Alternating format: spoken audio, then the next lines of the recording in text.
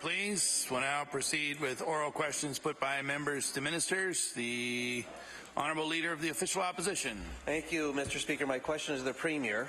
Earlier this week, the Minister of Education said that no-fail policy is a myth.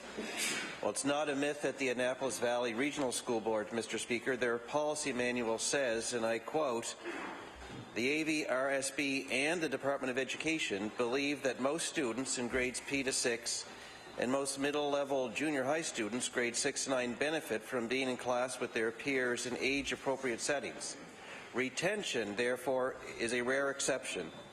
Their policy goes on to say that AVRSB expects, in those rare circumstances when it is considered to be an option, that retention will be experienced by a student no more than once during grades primary to 9. I'll table that. Does the Premier agree that no-fail has been a myth? The Honourable Premier. Mr. Speaker, yes. The Honourable Leader of the Official Opposition. Well, apparently the Premier doesn't believe in the manual of his own school board, the Annapolis Valley Regional School Board, Mr. Speaker, where it's pretty clear that it's not a myth. But it's not just there, Mr. Speaker. Lisa Wilson is a teacher at E.B. Chandler Junior High School in Amherst. She has written to us, and I'll table their correspondence in a moment, that she has 3 non-attenders for which there is no accountability, and even though they have missed the majority of the year, they will most likely move on to grade 9. She also has 16 very poor attenders who miss at least 2 days per week on average. Again, there is no accountability. Mr. Speaker, if no-fail is a myth, what does the Premier call passing students who don't show up for school? The Honourable Premier. Mr. Speaker, I want to thank the gentleman for the question again. I want to tell him there was a directive sent out across the province to school boards to notify them there is no such thing as no-fail policy. We rely on teachers and principals in schools to ensure that kids who are not meeting expectation, they determine that based on their own professional judgment on whether or not that child moves forward or stays in that particular grade, Mr. Speaker.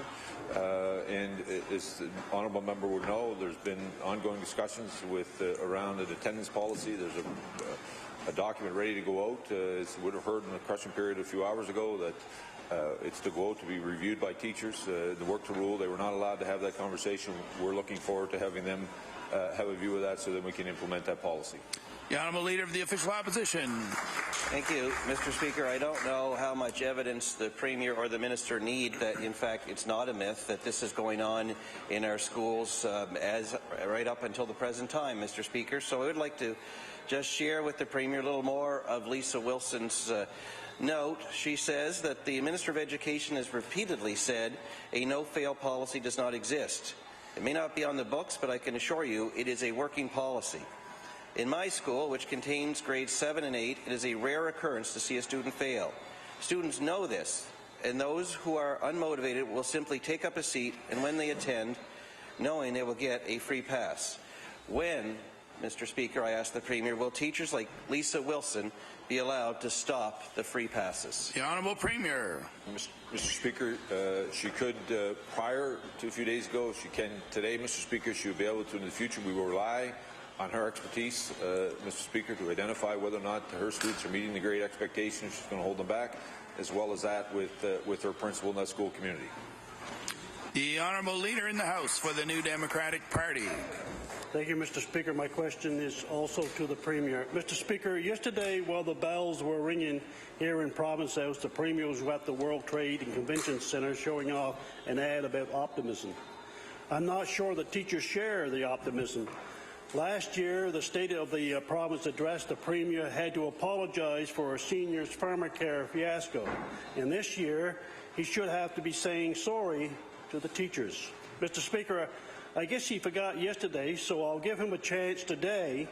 Will the Premier take the responsibility and apologize to the teachers for the mess that he's made? The Honourable Premier. Mr. Speaker, I want to thank teachers across this province for the work they do, Mr. Speaker, and ensuring that our children, young Nova Scotians, get the proper start in life. Mr. Speaker, I've said this from the very beginning. It's my belief. There's no profession that has a greater impact in this province than teaching. All of us have teachers who would have taught us in school, who have left a lasting legacy with us. We often fondly remember them, Mr. Speaker. What we're trying to do is work with teachers to ensure that we provide those supports. Teachers have told us they have felt they've been heard. This bill provides an avenue for them to be heard, Mr. Speaker. The Honourable Leader in the House for the New Democratic Party. Mr. Speaker, clearly teachers think that the province is in a very different state than the Premier does. This government has brought about the first province-wide strike in our history. During yesterday's address, the Premier made sure to acknowledge his friends from the banks and congratulate them for their record profits. Mr. Speaker, why does the Premier think it's more important to provide $22 million to banks making record profits than it is to listen to teachers and make the classroom investments they have asked for? The Honourable Premier. Mr. Speaker, I want to thank the Honourable Member. What I actually said yesterday, if he'd been listening, was the banks had actually forecasted, Mr. Speaker, the largest growth in 7 years in the province and project us to continue to move our economy forward. He would also know, Mr. Speaker, that after he was in government, sitting in a cabinet that cut money out of public education, our government, every budget, has continued to invest in public education. But I also want to assure him and teachers across this province, we have heard from teachers, Mr. Speaker, we understand their frustration. We are prepared to invest in classrooms. That's why this bill will allow us to speak directly to classroom teachers so we can make sure that the investments we make are the ones that they believe in. The Honourable Leader in the House for the New Democratic Party. Mr. Speaker, we have been in this House now since Tuesday. We've been sitting through the night at law amendments, teachers after teachers, presenters after presenters came to this government with one request: withdraw this bill. A few hours ago, we gave the Premier an opportunity to do the right thing, but he didn't take the opportunity. But you know, Mr. Speaker, it is never too late to do the right thing. So again, I'll ask, Mr. Speaker, will the Premier take the advice of the teachers and withdraw this bill? The Honourable Premier. Mr. Speaker, I want to thank the Honourable Member for the question. As he would know, I've had 3 tentative agreements with 2 different executives of the Nova Scotia Teachers Union, Mr. Speaker. We've gone through this process. Work to rule began in early December. It's having an impact on classrooms across the province. This bill, Mr. Speaker, will get back to where kids will be back in class, Mr. Speaker, and I hope the Honourable Member will support it. The Honourable Leader of the Official Opposition. Thank you, Mr. Speaker. In 2013, the Premier was actually eager to hear from presenters at the Law Amendments Committee at that time, and he said, and I quote, "We do think it's important that in the process of delivering democracy that we allow and be confident that Nova Scotians have had a real opportunity to be heard and a real opportunity to have their say on this piece of legislation, a piece of legislation, ironically, to fix a contract for paramedics." I'd like to ask the Premier, why did the Premier rule out delivering democracy in the exact same situation for teachers? The Honourable Premier. Speaker, we actually asked the Leader of the Conservative Party and the New Democratic Party to actually support changes that would allow 2 committees to be run at the same time, Mr. Speaker. It was the Honourable Member who denied people the opportunity to be heard today. The Honourable Leader of the Official Opposition. Mr. Speaker, that's just not the case. The paramedics had a chance to talk to an entire Law Amendments Committee, and we asked that teachers be given that same opportunity, and it was the Premier and his government that said no and shut down the Law Amendments Committee here tonight, Mr. Speaker. But back in 2013, he also said this: "I am pleased with the fact that we have asked and pushed for the Law Amendments Committee to sit today, so Nova Scotians will have an opportunity to come in to speak on this piece of legislation. I'm sure we'll hear from paramedics."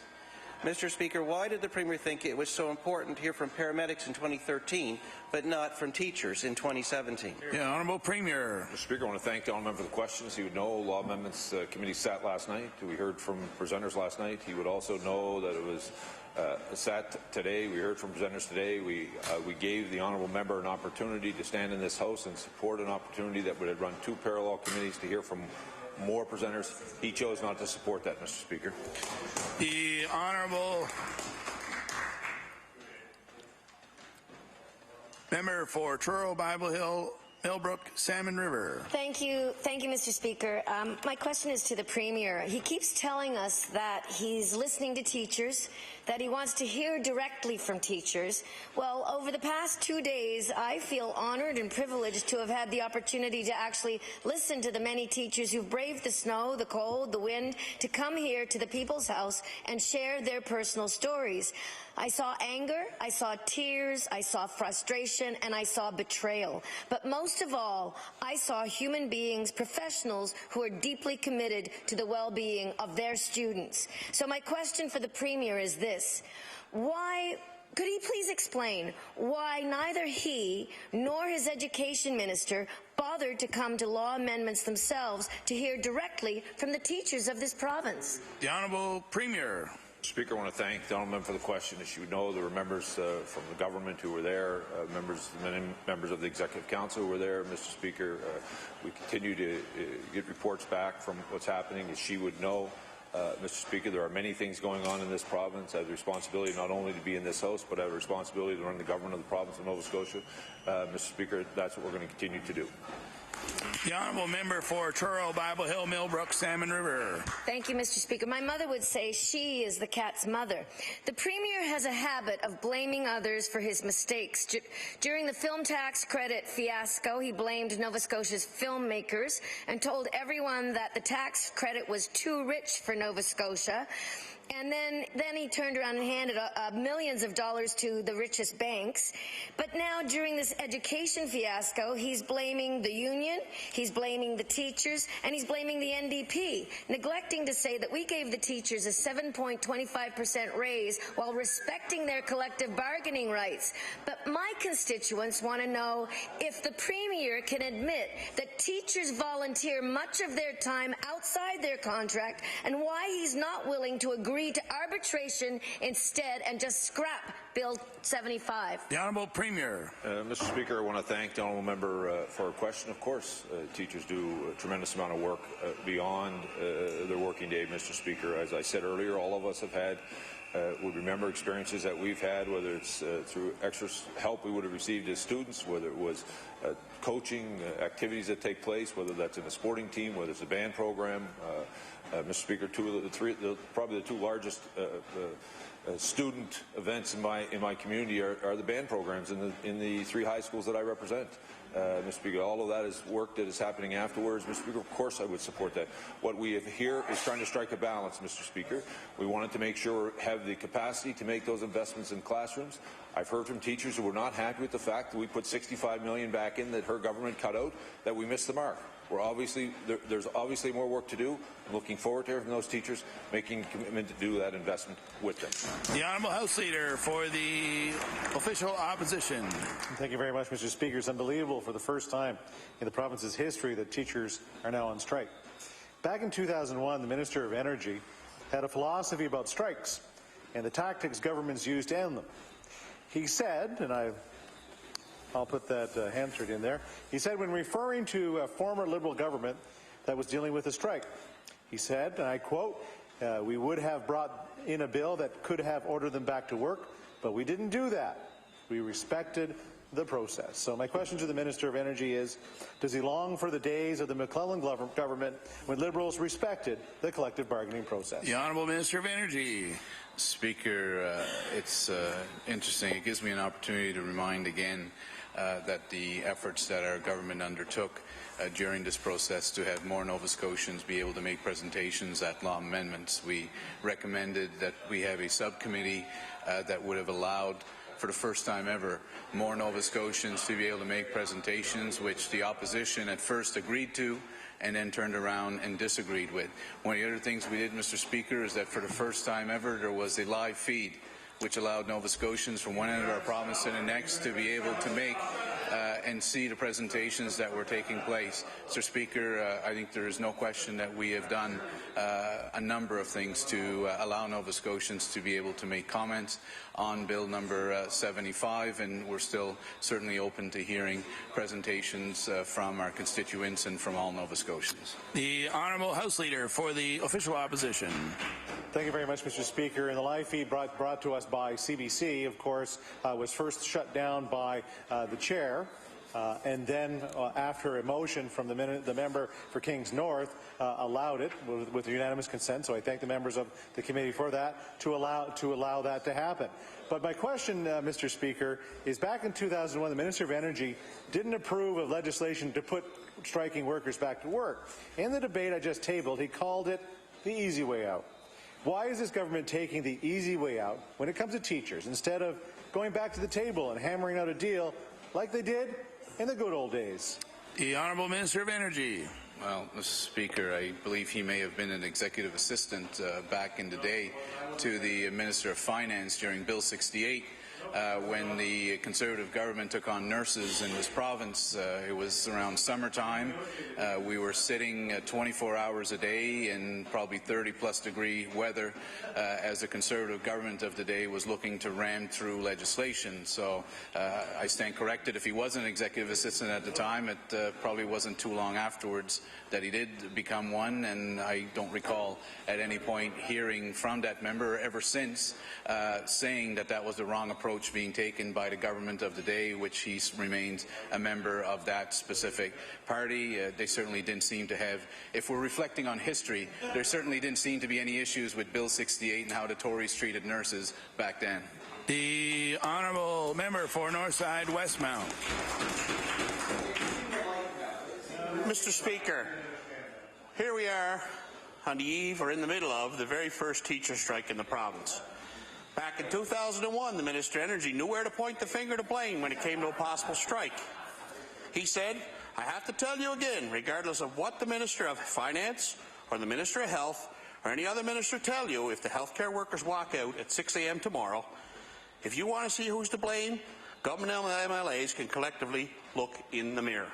So my question to the Minister of Energy is, does the Minister of Energy have enough mirrors for all Liberal MLAs to see who's to blame for this unprecedented teacher strike? The Honourable Minister of Energy. You know, what's interesting, Mr. Speaker, is once again we see the Conservative Party trying to warm up to unions and try to convince unions how, that they're their best friends.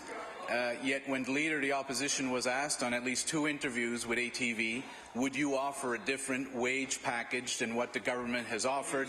The answer was no, I wouldn't.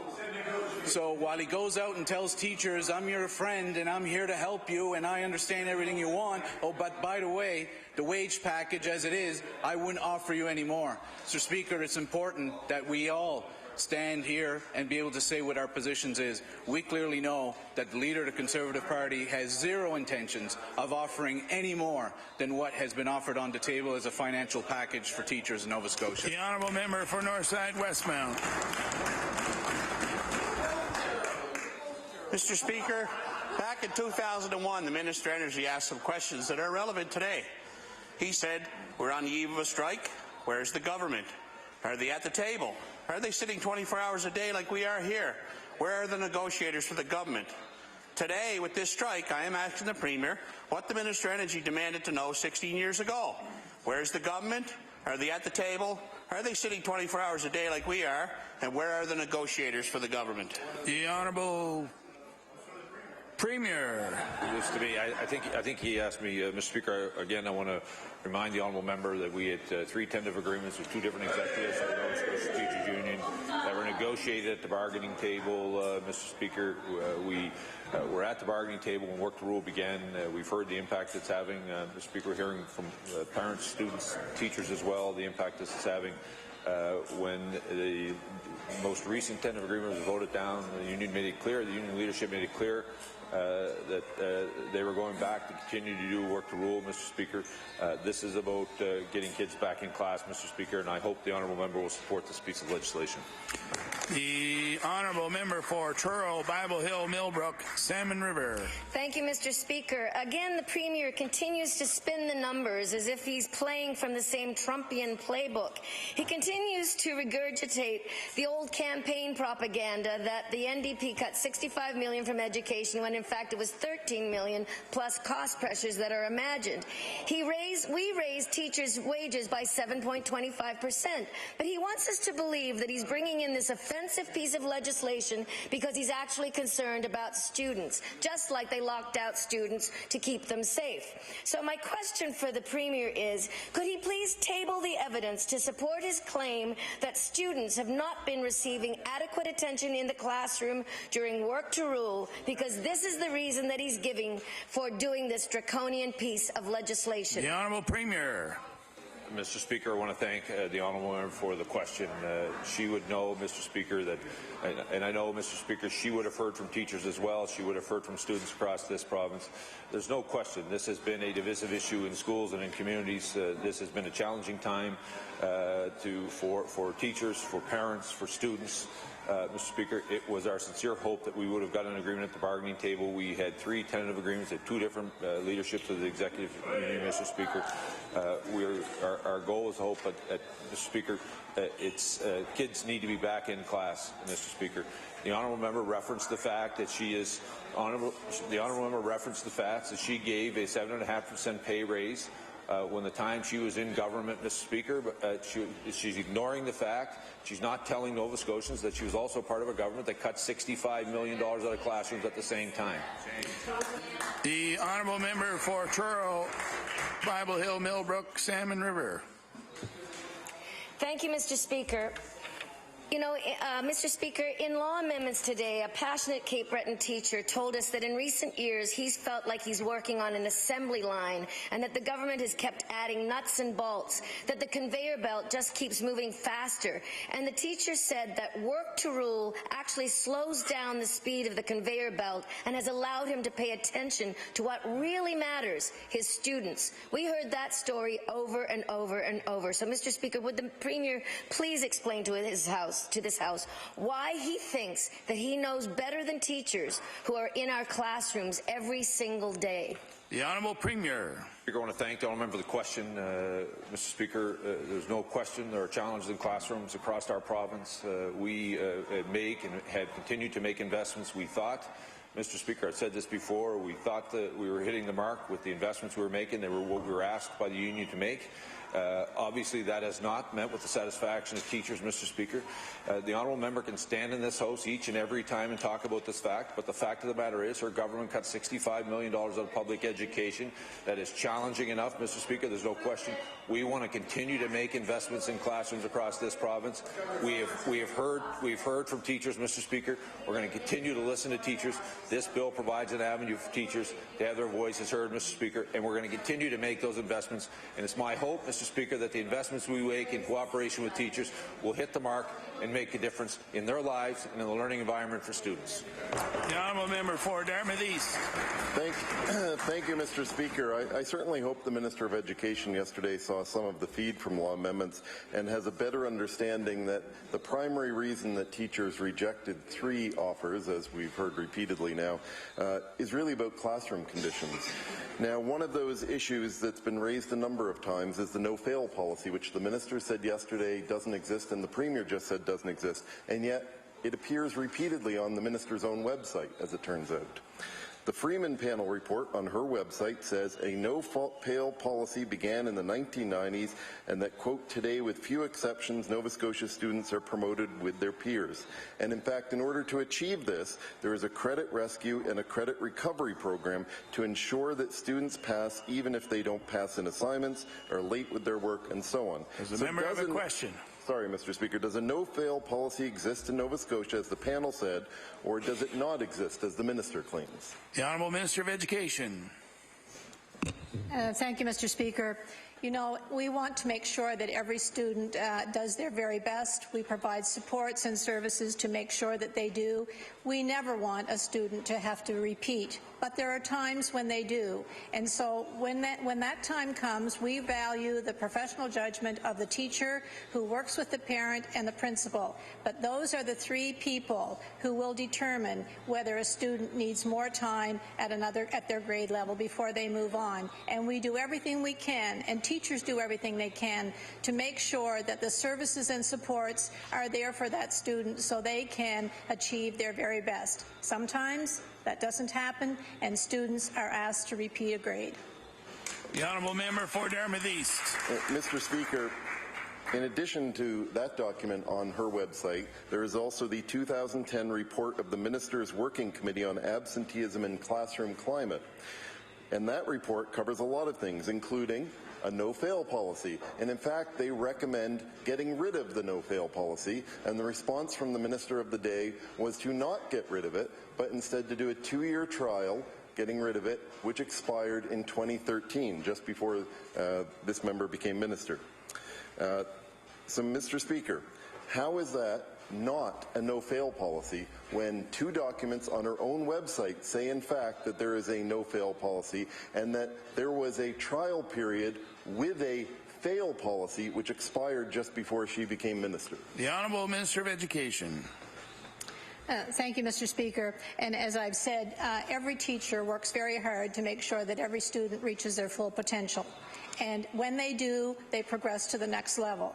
If they don't, then we want to make sure that that student has had the adaptations they need. If they need an IPP, if they go to resource, teachers do everything possible to make sure that that student can be successful. And you know, we're talking about a no-fail. We have over 400 students who we have recorded as having repeated a grade, so there is no such thing as a no-fail policy. The Honourable House Leader for the Official Opposition. Thank you very much, Mr. Speaker. Nova Scotians must be confident that their elections are fair, legitimate, and constitutional. Our democracy, of course, rests on it. And recently, the Nova Scotia Court of Appeal ruled that the province's existing electoral map violates fundamental charter rights. So my question to the Premier is, will he ensure the restoration of the constitutional rights of Acadians and African Nova Scotian voters and strike a Boundaries Commission? The Honourable Premier. Mr. Speaker, I want to thank the honourable member for the question. As he would know, as he, I'm sure would have read part of the documentation as part of that, the court decision, that the number of the organizations that spoke, one in particular, the Acadian Federation who spoke, said this would take a 2 to 3 year process. Even though that we're now in conversations with them about what are the possibilities, about how do we look at dealing with the issues that the court brought forward and making sure that their rights are being protected, Mr. Speaker. And when we have that conversation and get a path forward, we'll be certain to let all Nova Scotians know. The Honourable House Leader for the Official Opposition. Thank you very much, Mr. Speaker. And I of course, reject the 3-year number that the Premier is throwing out. Both of the last 2 boundary commissions took less than a year to do their work. The Premier has more than enough time to strike a commission and be able to right the wrong of the gerrymandered boundaries that were given to us by the previous NDP government. The Liberals used to oppose the illegitimate boundaries, so it is hard to understand why they don't want to fix them quickly. This government has both the time and it has the means. So my question to the Premier is, why is the Premier condemning Acadians and African Nova Scotians to another unconstitutional election? The Honourable Premier. Mr. Speaker, this is a serious issue. The honourable member suggesting that I'm condemning Acadians and African Nova Scotians, Mr. Speaker, by the fact that the court has just made a decision, found something unconstitutional, which I believe is unfair, quite frankly. I will and have always respected minority rights in this province. I'm proud of the work that I've been doing with the African Nova Scotia community. I'm proud of the work that our government has been doing. I'm proud of the work that our government has been doing, Mr. Speaker, with the Acadian community, and I'm proud of the work that our government has been doing with the Mi'kmaq community. Today was a historic day. Today was an historic day when we made a pardon for Grand Chief Gabriel Syllaboy, Mr. Speaker, a wrong that happened almost 100 years ago. I have heard the court. We have heard the court. We are now engaging with our partners who are out there, and we will find the proper solution on a go-forward basis, Mr. Speaker. The Honourable Member for Pictou Centre. Thank you, Mr. Speaker. Mr. Speaker, my question is for the Minister of Education. A resource teacher in Halifax by the name of Christine Richards recently described the decline of inclusion in education in this province. Ms. Richards said, I quote, "I've had teachers in tears in my office with huge self-doubt. They blame themselves, which is easy to do, and I'll table that, Mr. Speaker. These are the plain and awful consequences of this government's refusal to take educational improvement seriously.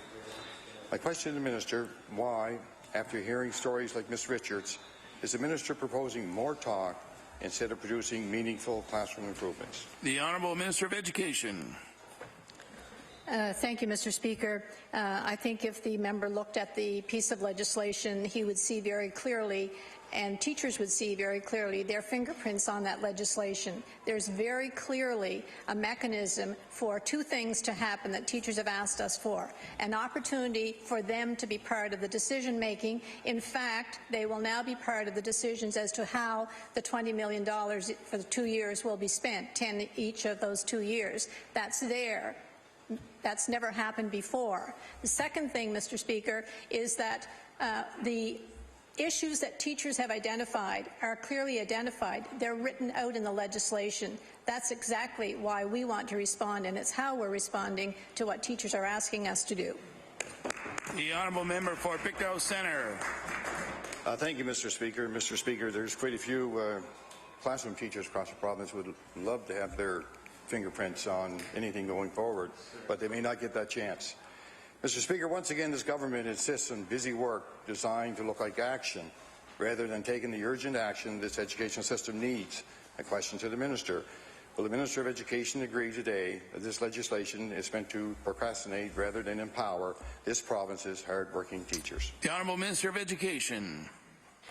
Thank you, Mr. Speaker. You know, I'm surprised to see the member standing up there next to his leader when they seem to disagree on this whole business of an NSTU strike. In fact, we've heard the leader of the opposition say, blame the Premier for this strike, blame the Premier for this strike. But the member from Pictou Centre has gone out publicly and said, and I quote, I am going to let this rest on the shoulders of the Nova Scotia Teachers Union. It is another day when things will be in disarray in regards to the students, and things will happen outside the school. We need some consistency and some structure. And, Mr. Speaker, he was talking about the NSTU strike tomorrow. The Honourable Member for Halifax Needham. My question is for the Minister of Education. I appreciate that she doesn't condone students waiting 2 to 3 years for psych ed assessments, but I have heard of this situation a number of times, and we heard it just recently at law amendments. What mechanism does the minister have to ensure boards have the funds they need to hire school psychologists at the appropriate levels to cut down wait times for psych ed assessments to no more than 3 months? The Honourable Minister of Education. Thank you, Mr. Speaker. As I said to the member before, and I will repeat, a wait time for students to have a psych ed assessment, or the wait time for them to get on a speech-language schedule, the wait time for them to have resource, those are unacceptable. And if that means that we have to put more funding into the change the ratio or put more funding into hiring those specialists, that will certainly be a priority. We want the teachers to work with us on that. The Honourable Member for Halifax Needham. Mr. Speaker, we have heard from teachers of the proliferation of initiatives aimed at classroom improvement, which they don't feel are improving their practice. Often mentioned time wasters are professional learning communities, school improvement plans, and external assessments. My question to the Minister is, which improvement initiative will the Minister instruct her department to stop in order to actually improve the working conditions for teachers and learning conditions for students? The Honourable Minister of Education. Thank you, Mr. Speaker. One of the things that teachers said they were concerned about were the number of assessments that were happening. We immediately put a stop to that till we look at which assessments were being asked for by the boards, which were being asked for by the department. We have that information. We know that we should not be duplicating and getting the same information from two different sources. So there will certainly be a change in the number of assessments that are done in our classrooms. The second thing, there were questions that were raised, and teachers expressed concerns about Power School, and they expressed concerns about TINET. We have already sent something out to the schools with respect to Power School. We are trying to address their questions and their concerns as soon as possible. The Honourable Member for Colchester, Musquodoboit Valley. Thank you, Mr. Speaker. My question is for the Minister of Community Services. We've been talking about children now for a week, close to it. Children are certainly the most important commodity that we have, and I know it's important to community services to make sure that children are safe and looked after. Now, once a case has been torn down into the various pieces, is there a plan to put those pieces back together for the benefit then of the family? The Honourable Minister of Community Services. Thank you, and I thank the honourable member for the question. We have a myriad of mechanisms within the Department of Community Services and the child welfare system to work with families before they get to a point of crisis. That was the whole point of making the over 100 amendments to the Child and Family Services Act. Since that time, we've actually added programming to it so that families are assisted and supported before they get to the point of children being taken into care. When children are taken into care for various reasons, neglect, abuse, there are mechanisms that are also in place for reunification because we know usually that's in the best interest of the child. The Honourable Member for Colchester, Musqueam Valley. Thank you, Mr. Speaker. Is there a way in which even I, someone in my position, can check to make sure that a plan is in place? Because right now there doesn't seem to be one. The Honourable Minister of Community Services. There's always the conundrum of having the right of privacy of the child that is taken into care versus advocacy. I'm blessed, and this province is blessed, that the Department of Community Services has a wealth of information and hard-working people who base their social work on evidence-based decisions and best practices across the country. Case conferences are held every day, not only within the department, but within the community with other issue experts. So at the end of the day, what is best for the child is paramount and done. The Honourable Member for Northside, Westmount. Thank you, Mr. Speaker. My question again is to the Premier. Mr. Speaker, over the last 2 days, we held law amendments for a total of about 15 hours. We seated about 100 people on those 2 days. And when we asked about extending it so more people could come in and chat, we are told it's our fault that we wouldn't split the law amendments into two committees. So if we had to split the law amendments into two committees, had seen 200 people, we would have had 200 more still waiting to get on that list. Mr. Speaker, I want to know, will the Premier apologise to the 200 people, mainly rural Nova Scotians, who weren't permitted to speak at law amendments this week? The Honourable Premier. Mr. Speaker, I want to thank the Honourable Member for the question. In his preamble, he actually laid out the fact that he voted against the capacity for more people to be heard than another committee in the subcommittee in law amendments. Mr. Speaker, we had law amendments last night. We had it for the entire day today. Mr. Speaker, the bill was reported back. I look forward to this bill continuing to move forward through the House so that we can get kids back in school. The Honourable Member for Northside, Westmount. You know, Mr. Speaker, more people to be heard is not what the Law Amendments Committee is all about. It's all people to be heard. And even if we had to split it, we still would have had 200 people sitting, waiting to get into law amendments. But I will say, Mr. Speaker, it's the first time I've sat in law amendments, and I sat over there for 7 or 8 hours worth, that I see an actual Minister of the Crown sitting in law amendments, and I didn't see one regular committee member sitting there. It got to the point, Mr. Speaker, where 8 o'clock hit, we had a person sitting in the chair, and the government members get up and walked out and wouldn't let her finish her presentation. So I want to know, will the Premier apologise to Tammy Jardine, who travelled in from the Valley to sit in that chair to have her say and was left? The Honourable Premier. Speaker, I'll ask the Minister of Energy to respond. The Honourable Minister of Energy. Speaker, the fact was that I was at that committee. Just to correct something, there was an attempt by the opposition to claim that cabinet ministers don't sit on law amendments.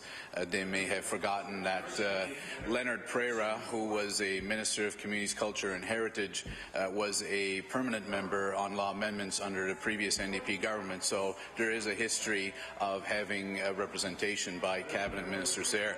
We made an attempt Mr. Speaker, right around the end of the list of presenters we had, because the member for Truro, Bible Hills, Salmon River, Millbrook had a constituent. I also had a former constituent who grew up back home who had also asked, and we were attempting to find ways to accommodate them. Unfortunately, the opposition took the time to block those efforts and deny that from taking place. There was a good faith effort. We were prepared to hear more presenters. The opposition clearly wasn't interested in doing so. The Honourable House Leader for the New Democratic Party. Mr. Speaker, it seems that the Premier likes to take a hard line on bargaining here at home in Nova Scotia, but has a different approach to negotiations with his federal Liberal friends in Ottawa. Somehow, the Premier's team went into the bilateral health agreement negotiations asking for a 5.2% annual increase, but agreed to a side deal and accepted 3.5%, Mr. Speaker. So can the Premier explain why this government thinks a funding agreement that results in fewer dollars is the best deal that they could have gotten for Nova Scotian? The Honourable Premier. Actually, Mr. Speaker, it is not less money, Mr. Speaker. If you would know, I'm sure he would follow the negotiations with great interest as being a former Minister of Health. You would have known that there is a 3% increase in funding. There's also targeted funding roughly for the province of Nova Scotia. There's an additional $150 million for adolescent mental health that the federal government has directly targeted, Mr. Speaker, the very things that we've been hearing in this House. An investment in. He would also know there's an additional $130 million for home care, and I know as a former Minister of Health he would have worked very hard to ensure that home care services were continued to be enhanced across the province. Why every budget we have actually invested in home care, because we've heard from Nova Scotians who want to stay in their home as long as possible. The Honourable House Leader for the New Democratic Party. Well, the Premier should know that if he stood together with the other premiers and the other health ministers across the country, they would have gotten a better deal, Mr. Speaker. They caved. They caved, Mr. Speaker, and it put the disappointment across the country to those provinces who thought Nova Scotia would have been a partner. Mr. Speaker, if this was such a great deal, why is it so hard to get the details? An access of information request was filed requesting all correspondence related to funding in the health accord between December 1st, 2016 to January 2017. The response we got were that there were no records. So I'd like to ask the Minister, can the Premier explain to Nova Scotians why there's no records of any of the analysis or decision related to this agreement, and if there is, would he make those public? The Honourable Premier. Mr. Speaker, there was a public debate about the issue from premiers across the country sitting with the Prime Minister. We've had it's been ongoing for quite some time. The national government has made a commitment to target towards what are priorities of Canadians. Mr. Speaker, they've targeted funding toward adolescent mental health. We believe that's an important investment. We believe that funding needed to arrive in Nova Scotia that could make those strategic investments for struggling young people in this province who require support. We also have said many times we've invested in home care. There's additional funding associated directly with home care. We're going to continue to work with the national government. You would also know there are a number of other Canadian provinces that have signed bilaterals with the federal government, and part of that provision is that if there's any changes to any other Canadian province, that the province of Nova Scotia would receive any additional funding that was there. The Honourable Member for Kings North. Mr. Speaker, my question is for the Minister of Education. Today in Law Amendments Committee, we heard of a story of a student. In fact, we heard from the student's mother of a student, a grade 7 girl who was a special needs student who needed help getting from class to class. And in fact, in that school, another grade 7 student, a classmate, was assigned to do this task. My question for the Minister is this: is this normal practice, asking other classmates to fill in for EAs in our schools? The Honourable Minister of Education. Thank you, Mr. Speaker. I can't speak to that case, but if the member wants to share those details with me, I'd be glad to follow up. The Honourable Member for Kings North. Thank you, Mr. Speaker. In fact, this case did happen, and this girl was a flight risk, and this is how the mother learned about this. And what we learned was that this grade 7 student, reportedly, her parents weren't aware that she was in this responsible position of doing this. Again, I would ask, is this normal practice to ask students to take on these very responsible roles in our schools? Honourable Minister of Education. Thank you. And again, I will say I'd be glad to talk to the member about the specifics of that because I'm not aware. Thank you. The Honourable House Leader for the New Democratic Party. Thank you. My question is for the Minister of Health. In December, both the Yarmouth General Hospital and the Queen's General Hospital in Liverpool suffered damages when pipes burst, causing substantial flooding. Mr. Speaker, these events raise questions about the government's decision to underspend the hospital infrastructure budget by more than 50% over the last 3 years. That's more than $70 million budgeted for hospital infrastructure that went back into government coffers. So I'd like to ask the Minister, is he concerned that the government's underspending in hospital infrastructure is putting patients and hospital staff at risk? The Honourable Minister of Health. Thank you very much, Mr. Speaker, and I thank the member opposite for the question. In both circumstances, there were circumstantial reasons as to why pipes froze. In Liverpool, a case of where a hatch was left open and pipes froze and burst. Yarmouth Hospital is a very new, a relatively new hospital, and again a miscalculation, and we had obviously a very disastrous flood. The Honourable House Leader for the New Democratic Party. Mr. Speaker, I was the Minister of Health. There is needs right across this province. To underspend the hospital infrastructure budget by over $70 million is not an excuse, Mr. Speaker. The Auditor General identified $85 million funding gap related to hospital infrastructure needs in the province. But, Mr. Speaker, this government seems to have no plan for addressing these needs. So I'd like to ask and give the opportunity for the Minister, when will the Minister tell Nova Scotians what this government's plan is to address hospital infrastructure needs, especially the ones that the Auditor General's office have brought to light? The Honourable Minister of Health. Thank you very much, Mr. Speaker. And as the member would know, having been a former minister, there are times that projects get redesigned. They go out to tender, and there's a gap between final design and the work starting, being behind by several $1 million. In fact, as he would know, has happened many years, and that's part of a process. All of these are scheduled work, and part also is tied in to a full review of services, where they'll be delivered across the province, and it was important for the NSHA to carry that work out first before certain projects, other projects, were undertaken. The Honourable Member for Kings North. Thank you, Mr. Speaker. Mr. Speaker, my question is also for the Minister of Health and Wellness. Mr. Speaker, there are still over 3,000 patients that are without a family doctor in the Weymouth area. A meeting was held in Weymouth in October, and since then nothing has changed. The member for Clare Digby was in attendance at that meeting. My question for the Minister is, can the Minister explain why the people of Weymouth are still without a doctor? The Honourable Minister of Health. Thank you very much, Mr. Speaker. And this is an area where, of course, a doctor retired. A significant number of the patients are now going to the Clare Clinic. Some others are in Weymouth. And I will just give a message to the member, stay tuned for good news. The Honourable Member for Kings North. Mr. Speaker, thank you for that answer. This government ran on a promise of a doctor for every Nova Scotian. The people of Weymouth feel ignored by this government. They're tired of worrying about what should happen if they get sick or find themselves without caring for an ill family member. My question is, when can the people of Weymouth expect a doctor in their area?